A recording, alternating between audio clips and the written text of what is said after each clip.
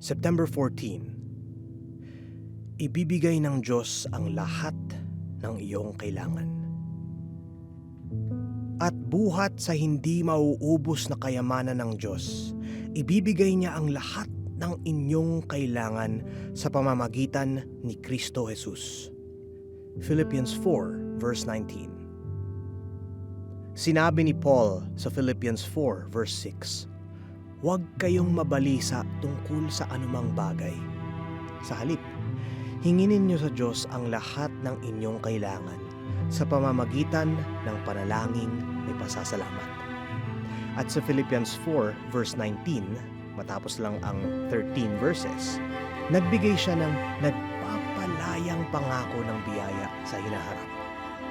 At buhat sa hindi mauubos na kayamanan ng Diyos, ibibigay niya ang lahat ng inyong kailangan sa pamamagitan ni Kristo Jesus.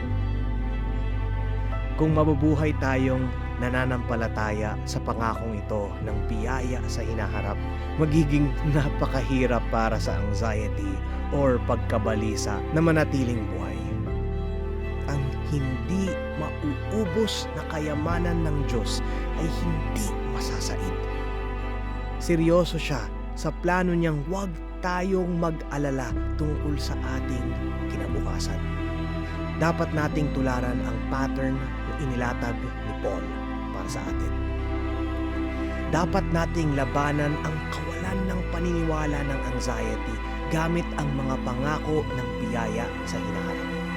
Kapag ako'y nababalisa tungkol sa mga bagong pakikipagsapalaran o pagpupulong, regular kong nilalabanan ang kawalan ng paniniwala gamit ang isa sa mga pinakamadalas kong ginagamit na pangako, ang Isaiah 41:10. Nung araw na umalis ako sa Amerika para manirahan ng 3 taon sa Germany, tumawag ng long distance ang aking tatay at ibinigay sa akin ang pangakong ito sa telepono.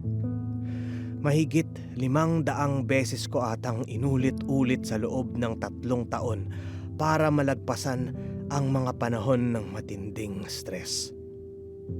Ako'y sasa iyo. Huwag kang matakot. Ako ang iyong Diyos. Hindi ka dapat mangamba. Palalakasin kita at tutulungan, iingatan at ililigtas.